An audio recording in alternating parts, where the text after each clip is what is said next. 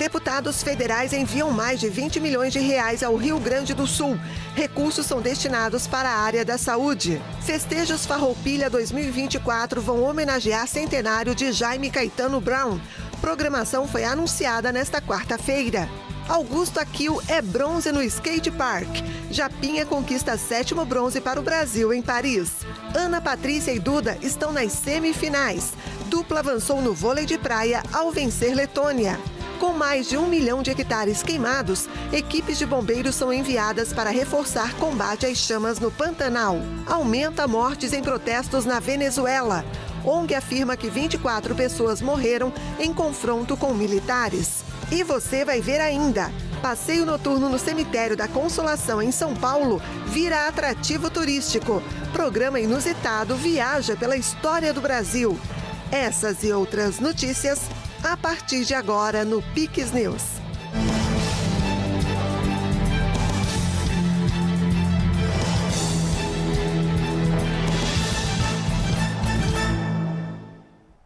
Boa noite, muito obrigada pela companhia. Seja bem-vindo, bem-vinda ao Piques News desta quarta-feira. Hoje, dia 7 de agosto de 2024. Estamos ao vivo, agora são 8h02 no horário de Brasília.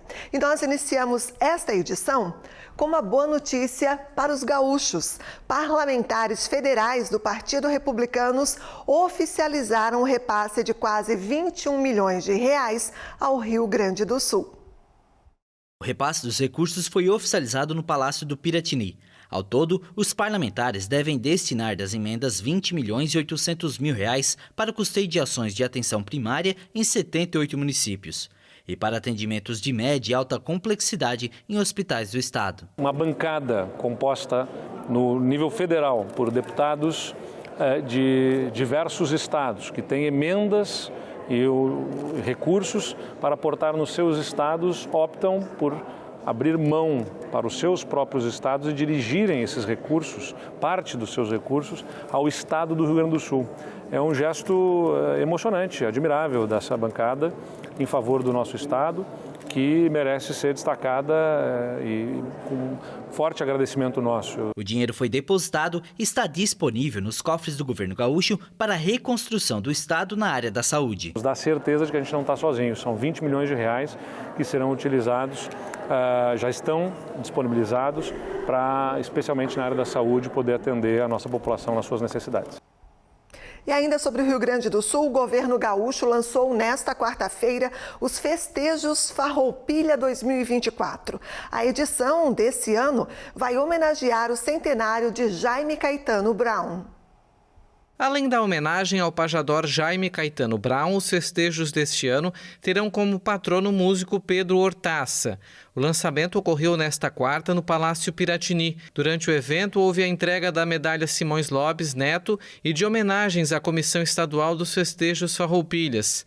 Também foi prestado reconhecimento aos Centros de Tradição Gaúchas, os CTGs, que sofreram danos e realizaram ações solidárias nas enchentes de maio. Alegrete, na fronteira oeste, receberá o acendimento da chama crioula de 16 a 18 de agosto.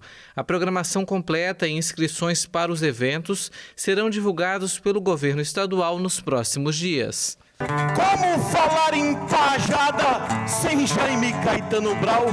É ele o referencial que trilhou toda a estrada e faz uma falta danada os versos do professor que era mestre em compor, mas que deixou seu legado e sempre será lembrado, Dom Jaime, El Pajador. Que privilégio que é termos a cultura deste nosso Rio Grande, que não se resume num jeito de se vestir, numa forma de cantar ou de falar, ou na nossa culinária ou na dança. Tudo isso compõe a nossa cultura, mas em cada uma destas áreas, dessas formas de expressar a nossa cultura, está permeado na tradição gaúcha uma dose cavalar de civismo e de cidadania.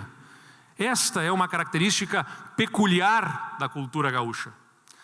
Não é apenas a forma de cantar, não é apenas a forma de se expressar ou de se vestir, mas um profundo sentimento de responsabilidade com o nosso chão, de pertencimento e de trabalho pelo futuro do nosso Estado, que se expressou da maneira mais admirável e emocionante no momento mais dramático que nós vivenciamos agora no mês de maio. Embarcaram na terça-feira aos Estados Unidos os primeiros alunos da Rede Pública do Paraná, integrantes do programa de intercâmbio Ganhando o Mundo. Em meio a abraços e choro, pais e familiares acompanharam os estudantes até o saguão do Aeroporto Internacional Afonso Pena, em São José dos Pinhais. Pelo próximo semestre, os alunos farão curso equivalente ao ensino médio no Brasil e conhecerão uma nova cultura como parte do programa custeado pelo governo estadual por meio da Secretaria de Educação e que já levou desde 2019 1.240 alunos da rede estadual para a Austrália, Nova Zelândia, Canadá, França, Reino Unido e Estados Unidos. Somente na edição deste ano participaram mais de 1.000 estudantes. Entre os critérios para ser selecionado estão as notas e a boa frequência escolar. E terminou agora há pouco, por volta de 7 da noite, o prazo para os estudantes contemplados pelo programa Universidade Gratuita em Santa Catarina realizarem a renovação do benefício. Para os acadêmicos que não conseguiram realizar o procedimento a tempo, fiquem atentos, porque o sistema de renovações será aberto novamente do dia 15 ao dia 16 de agosto. Nesse período, os estudantes poderão realizar correções ou finalizações no recadastramento. Para os interessados em ingressar no programa, a etapa de realização de cadastros de inscrição será dos dias 20 ao dia 30 de agosto.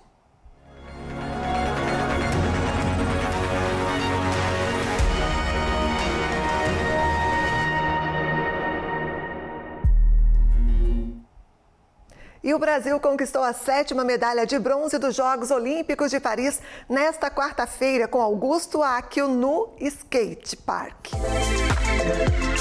O Japinha, como é conhecido, conquistou a 3ª colocação na modalidade, consolidando o protagonismo brasileiro no skate olímpico com mais um pódio. O brasileiro alcançou a nota de 91,85, menos de 0,50 da prata e a 1,26 do ouro. Além dele, o Brasil também teve Pedro Barros e Luigi Cini, que ficaram com a 4ª e 7ª colocações, respectivamente. O ouro ficou com o australiano Keegan Palmer e a prata com o americano Tom Shar. Antes dos Jogos, durante a preparação, o paranaense falou sobre a expectativa das Olimpíadas. A minha expectativa é de uma competição de alto nível, que a pista com certeza vai ser uma pista de qualidade, que vai proporcionar bastante velocidade, manobra, amplitude nas manobras, né, velocidade na pista, e também vai proporcionar boas manobras, com obstáculos criativos, variados, diversificados, né, de diferentes, que trabalham diferentes habilidades que envolvem o skate. Só dar continuidade aos trabalhos que já vêm sendo construídos, né, dar continuidade a esse trabalho, e até mesmo o momento pós-olímpico não é o fim do jogo, né? O jogo continua, o esporte continua, o nosso amor pelo esporte vai continuar, e é isso aí, seguir em frente. É isso aí, seguir em frente sempre. Parabéns para o Augusto Áquio, então, que faturou bronze hoje para o Brasil. E outra esperança de medalha é a dupla brasileira formada por Ana Patrícia e Duda, que se classificou para as semifinais do vôlei de praia feminino. Duda e Ana Patrícia não tomaram conhecimento da dupla letã Tina Graudina e Anastasia Samoilova na Arena da Torre Eiffel. As brasileiras venceram por 2-0, parciais de 21-16 e 21-10, e estão classificadas para as semifinais do vôlei de praia feminino na Olimpíada. A dupla da Letônia começou muito bem e chegou a abrir 6-0, mas as brasileiras reagiram e conseguiram empatar em 7-7 para depois virar e administrar a vantagem até vencer por 21-16. Na segunda parcial, Ana Patrícia e Duda tiveram menos dificuldades e fecharam em 21-10, mantendo-se assim como a única dupla do Brasil que segue na disputa em Paris 2024. Favoritas à medalha de ouro, elas vão enfrentar na semifinal as australianas Mariafe e Clancy, que derrotaram Carol e Bárbara nas oitavas de final. E o Dia Brasileiro nos Jogos Olímpicos de Paris 2024 começou cedinho. Antes das 3 horas, no horário de Brasília, Caio Bonfim e Viviane Lira iniciaram a prova da maratona da marcha atlética em revezamento misto. A quarta-feira ainda teve representação brasileira no tênis de mesa, atletismo e canoagem. Os brasileiros Viviane Lira e Caio Bonfim completaram a prova do revezamento misto da marcha atlética dos Jogos Olímpicos de Paris no 7º lugar. Eles começaram bem a disputa, mas após 2 advertências, realizaram a marcha de segurança, sem arriscar muito. Quem venceu a prova foi a dupla espanhola Maria Pérez e Álvaro Martín, com um tempo de 2 horas e 50 minutos. As duplas do Equador e da Austrália completaram o pódio respectivamente. Caio Bonfim deixa Paris com a medalha de prata, conquistada na prova individual das 20 milhas da marcha. Viviane Lira foi a 18ª na prova feminina. Nos 400 metros com barreiras, Alisson Santos assustou ao terminar a prova em 3º lugar. O brasileiro fez o tempo de 47 segundos e 95 centésimos e garantiu a vaga na final olímpica, que vai ocorrer nesta sexta-feira, às 5 horas da tarde, no horário de Brasília. Na canoagem, uma das grandes esperanças de medalha para o Brasil, Isaquias Queiroz, ficou na 2ª colocação na bateria classificatória dos 1.000 metros. O 2º lugar é importante para o avanço direto à semifinal, na sexta-feira, sem precisar passar pelas quartas de final, o que dá mais tempo de descanso ao atleta. Campeão olímpico da prova nos Jogos de Tóquio 2020, Isaquias Queiroz estreou em Paris na última terça-feira, na categoria de duplas nos 500 metros, ao lado de Jack Goodman. Eles vão disputar uma vaga na final nesta quinta-feira. No tênis de mesa, o time do Brasil foi derrotado por 3-0 para a equipe da França nas quartas de final. Victor Ishi e Guilherme Teodoro foram derrotados na primeira partida do confronto, contra Simon Geyser e Alex Lebrun.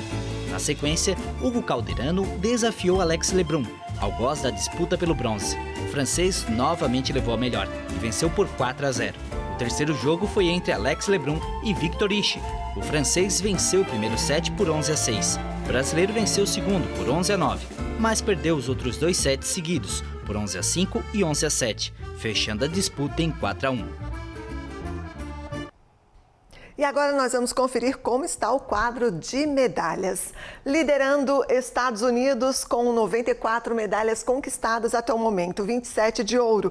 Em segundo lugar está a China com 65 medalhas conquistadas, 25 de ouro. Na terceira posição, a Austrália com 18 medalhas de ouro, totalizando 41 medalhas conquistadas até o momento. Em quarto lugar, a França com 13 medalhas de ouro, num total de 51 medalhas, e na 18ª posição o Brasil com 14 medalhas no total, 2 de ouro, 5 de prata e 7 de bronze. E você vai ver a seguir: equipes de bombeiros são enviadas para reforçar combate às chamas no Pantanal. Bioma tem mais de 1 milhão de hectares queimados. E você vai conhecer o passeio noturno inusitado no Cemitério da Consolação, em São Paulo, que vira atrativo turístico. Nós voltamos em instantes. Dia do Paizão é no Comprão. Tem ofertas pro almoção e opções pro presentão. Aproveite! Tomate 2,99 o quilo. Laranja pera 3,49 o quilo no Clube K. Alcatra com maminha a vácuo 26,90 o quilo no Clube K. Açúcar extra fino doce açúcar 5 quilos 15,89. Feijão preto ou carioca reserva tipo 1 de 1 quilo 4,39. Lava roupas Omo lavagem perfeita sachê 2,4 kg 22,99. Na próxima semana inaugura em Rio Negrinho a loja de número 71. Melhor preço é no Comprão. Se beber, não dirija. Você sabe o que é eficiência para a Celesc? É garantir a energia que o Estado precisa. É investir em novas possibilidades. É olhar para o campo e para o agronegócio. É inovar, preparando-se para o futuro. É investir em eficiência energética. É respeitar a natureza usando a sua força. É melhorar a vida de quem vive aqui. Celesc é mais energia para os catarinenses. Estamos de volta agora, 8h16. Vamos para alguns destaques internacionais. Pelo menos 2 pessoas morreram e várias ficaram feridas no desabamento de um hotel na Alemanha. Ainda há pessoas sob os escombros. O desabamento parcial de um hotel deixou mortos e feridos em Kroev, cidade alemã a 110 quilômetros de Frankfurt. Socorristas trabalham para resgatar pessoas que ainda estão sob os escombros. Um andar inteiro do hotel desabou por volta das 11 da noite de terça-feira, no horário local. As razões do colapso ainda são desconhecidas. Pelo menos 5 pessoas foram resgatadas, incluindo uma criança.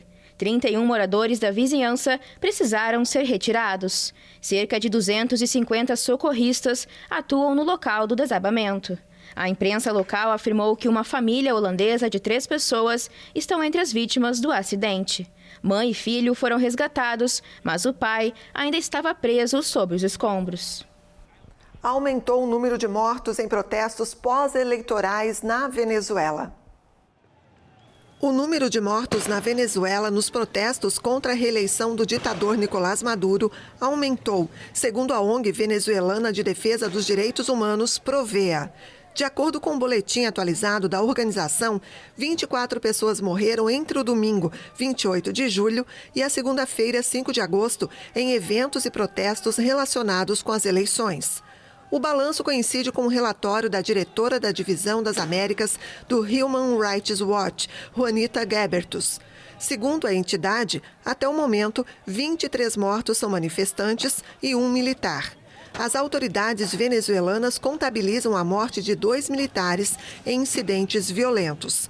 O Conselho Nacional Eleitoral proclamou Maduro vencedor das eleições de 28 de julho, sem apresentar provas, e a oposição denuncia uma fraude. Os protestos eclodiram na noite da eleição com distúrbios em várias cidades. De acordo com a Provea, a intensidade das manifestações baixou nos últimos dias em meio ao uso desproporcional da força por parte de militares e policiais, assim como um aumento exponencial das detenções arbitrárias ocorridas pelo regime. A presidência de Bangladesh anunciou nesta quarta-feira que o vencedor do Prêmio Nobel da Paz, Muhammad Yunus, vai liderar o governo interino no país.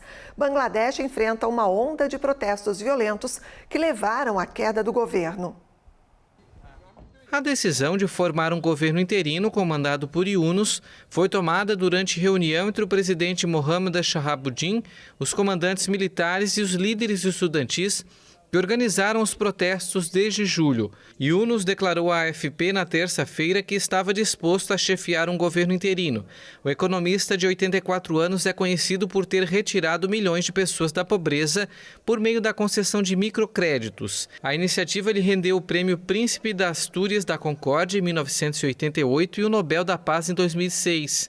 A dissolução do parlamento era uma das principais exigências dos estudantes, compartilhada com a principal formação de oposição, o Partido Nacionalista de Bangladesh, que exige a convocação das eleições nos próximos 3 meses. Sheikh Hasina estava no poder há 15 anos, mas o último mandato como primeira-ministra, que começou em janeiro, foi marcado pelo boicote da oposição às eleições. Mais de 430 pessoas morreram desde julho, quando começaram os protestos contra um sistema de cotas para os funcionários públicos, mas que evoluíram para uma mobilização mais ampla contra o governo.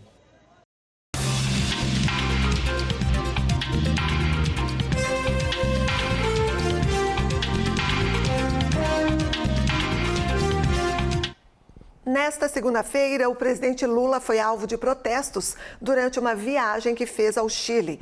Ao ser anunciado pelo locutor oficial do evento, o presidente brasileiro foi vaiado. As críticas repercutiram pelo mundo em um momento em que o governo brasileiro não se manifesta de forma contundente contra a fraude na Venezuela.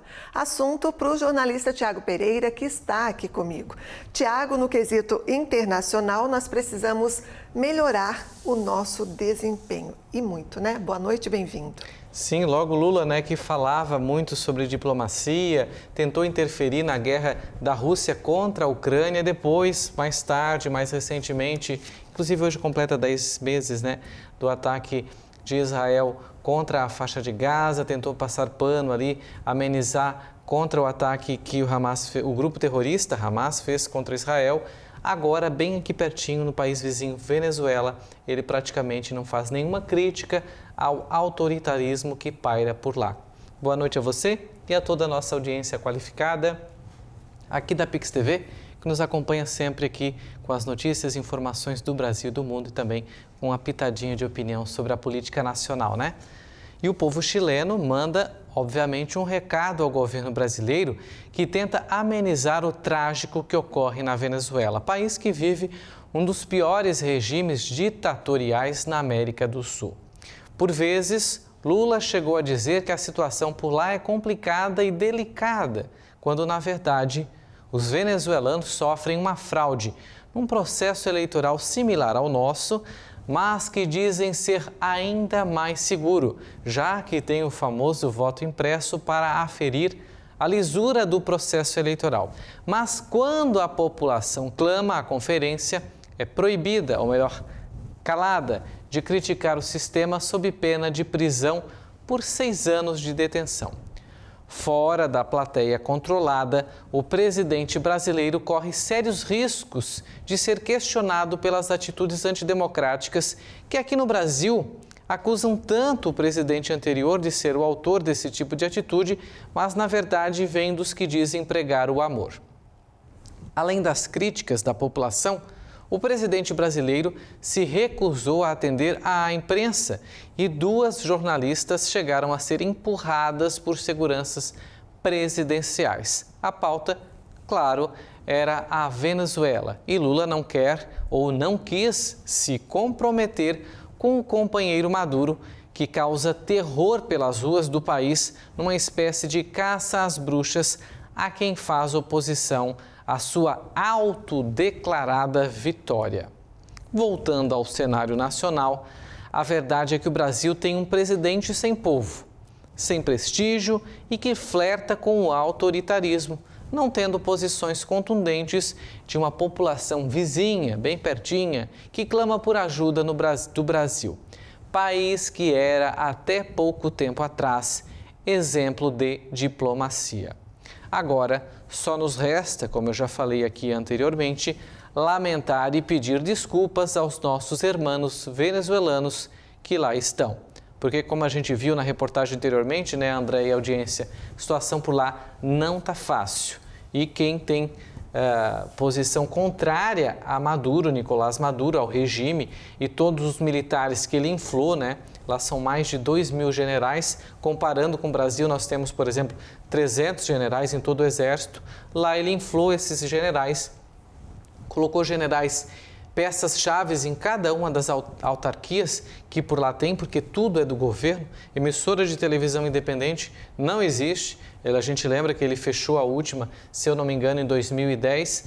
Então, o que tem por lá mesmo é um regime ditatorial que é contra qualquer tipo de atitude contrária à posição do governo. Agora, o alvo da vez é o famoso WhatsApp. Aqui no Brasil, o Zap Zap. Claro, né? Lá chega de tudo, as notícias e informações chegam pelo meio de conversa que ele não tem como controlar. E é assim que regimes ditatoriais fazem. O que eu não consigo controlar, o que eu não consigo ter o controle nas minhas mãos, não presta, eu prego terror ou eu tento a todo modo banir. Então, prova disso, vá lá na China e na Coreia do Norte ver se funciona o aplicativo da Meta. Claro que não. Obrigada, Thiago, e até a próxima. Por hoje é só. Boa noite a todos. A gente volta a se ver na sexta-feira. Boa noite e até lá, então. E vamos falar agora sobre outro tipo de protesto. Ativistas dos direitos dos animais interromperam a audiência semanal do Papa Francisco no Vaticano nesta quarta-feira. Eles carregavam faixas pedindo o fim das touradas. A audiência semanal do Papa Francisco no Vaticano foi marcada por um protesto contra as touradas. 2 ativistas da PETA, organização internacional que defende os direitos dos animais, invadiram um local com cartazes exigindo que a atividade deixe de ser abençoada. A tourada é uma tradição polêmica praticada na Espanha e em vários países da América Latina, em algumas regiões do sul da França e de Portugal. Este é um dos vários protestos que ocorreram nos últimos 2 anos para pedir ao Papa argentino que tome partido nesta questão. No século XVI, o Papa Pio V proibiu as touradas por serem cruéis e contrárias à piedade e caridade cristãs. Mas a PETA denuncia que os padres católicos continuam celebrando cerimônias religiosas nas touradas e recebendo os toureiros nas capelas construídas no interior das praças. Os prejuízos financeiros causados por catástrofes naturais diminuíram no primeiro semestre de 2024. As perdas econômicas causadas por catástrofes naturais diminuíram para 120 bilhões de dólares no primeiro semestre de 2024, segundo a resseguradora suíça Swiss Re. O valor equivale a 678 bilhões de reais na cotação atual. O montante dos danos é de 32 bilhões de dólares, inferior ao do primeiro semestre de 2023, que ficou marcado por um terremoto devastador na Turquia e na Síria. Mas a resseguradora afirma que esse valor está acima da média de 10 anos, avaliada em 98 bilhões de dólares para o primeiro semestre do ano. As despesas cobertas pelas seguradoras subiram para 60 bilhões de dólares, permanecendo no mesmo nível do primeiro semestre de 2023. As fortes tempestades acompanhadas de tornados, granizo e fortes chuvas geraram 42 bilhões de dólares em perdas seguradas em todo o mundo. No Brasil, Emirados Árabes Unidos e Alemanha, as enchentes representaram 14% das perdas por desastres naturais. O Pantanal está passando por uma das piores queimadas da história do bioma brasileiro. Para conter as chamas, o estado do Mato Grosso do Sul tem recebido auxílio de bombeiros de outros estados. Desde o início do ano, mais de 1.300.000 hectares foram queimados no Pantanal, alcançando 8,7% do bioma. A devastação causada pelas chamas tem causado prejuízos à fauna, flora e economia da região, com destruição de fazendas e interrupção de rodovias. Cerca de 400 pessoas estão trabalhando no combate ao fogo, desde agentes da Defesa Nacional a bombeiros militares estaduais, além dos 106 bombeiros do Mato Grosso do Sul. Outros estados também estão enviando efetivos ao centro-oeste do país. No Paraná, uma segunda equipe foi enviada na manhã desta quarta-feira. O grupo, composto por 12 militares, atuará por 10 dias no local, substituindo os demais bombeiros paranaenses que estão na área atingida. O principal objetivo da equipe da Força Tarefa é fazer a contenção para que ela não entre em áreas de preservação ambiental, não afetem tanto a fauna e a preservação de residências, fazendas e plantações. O grupo de bombeiros enviados ao Mato Grosso do Sul faz parte dos efetivos de Foz do Iguaçu, Curitiba e região metropolitana. Além dos militares, o estado paranaense também enviou equipamentos para o auxílio no combate às chamas. Vários equipamentos, inclusive algumas empresas nos apoiaram, com alguns equipamentos de ponta aí utilizados no mundo inteiro para fazer a contenção das chamas. Então a gente tem vários tipos de trabalho, então trabalho de ataque direto ao fogo, de ataque indireto, de contra-fogo, então são várias técnicas que são utilizadas para tentar segurar essas frentes de fogo. Na sempre agitada e barulhenta cidade de São Paulo, vamos conhecer um passeio noturno agora, um tanto curioso, que leva os visitantes para uma viagem no tempo com vários personagens que marcaram a história do Brasil. Em uma escuridão praticamente absoluta, quebrada apenas pela luz dos celulares dos visitantes, lanternas e as luzes dos prédios ao redor, pessoas avançam pelo cemitério da Consolação em São Paulo.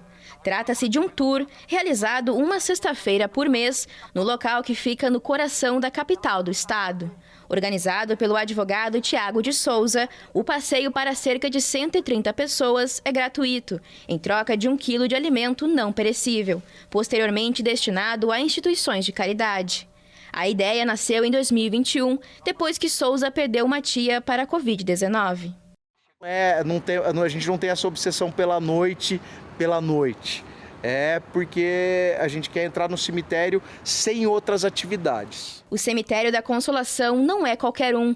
Trata-se do mais antigo da cidade, fundado em julho de 1858 e considerado um museu a céu aberto. No local, há obras funerárias de alguns dos mais renomados escultores brasileiros. Acho muito interessante, eu acho que é uma coisa que deveria ser mais divulgada, se popularizar mais, porque tem muita gente que tem tabu, né? Tem medo mesmo de cemitério e aqui não é nada demais, né? Mas é quase um museu. O tour relembra a vida de personalidades que estão enterradas no cemitério. É o caso do ex-presidente brasileiro Washington Luiz e da artista modernista Tarsila do Amaral. Entre os mais de 8.500 túmulos da necrópole, também estão os de Luiz Gama, um dos maiores abolicionistas do país, e de Domitila de Castro, ex-amante do imperador Pedro I. De aprender muita coisa, não só sobre as pessoas que estavam ali enterradas, como da própria vida mesmo. Ali também está sepultado o cachorro Spike, que foi abandonado no cemitério e passou a fazer parte do dia a dia do local, acompanhando as cerimônias. Quando ele morreu em 2022, os funcionários pediram uma autorização especial para enterrá-lo e Spike se tornou o único animal sepultado no cemitério da Consolação. De mostrar que aqui existem muitas histórias, muitos temas interessantes que se conectam a partir do território. Tiago garante que o tour pode até parecer assombrado, mas atrai todo tipo de gente, incluindo famílias de várias formações e pessoas de todas as orientações sexuais e religiões. E você, aceitaria vagar por entre os túmulos e a escuridão do cemitério da Consolação? Tem gosto para tudo. E essa edição do Pix News fica por aqui. Mais notícias no nosso site e também nas nossas redes sociais. Muito obrigada pela companhia. Na sequência tem Lost e a gente se encontra amanhã. Até lá. Pix TV é conteúdo todo dia.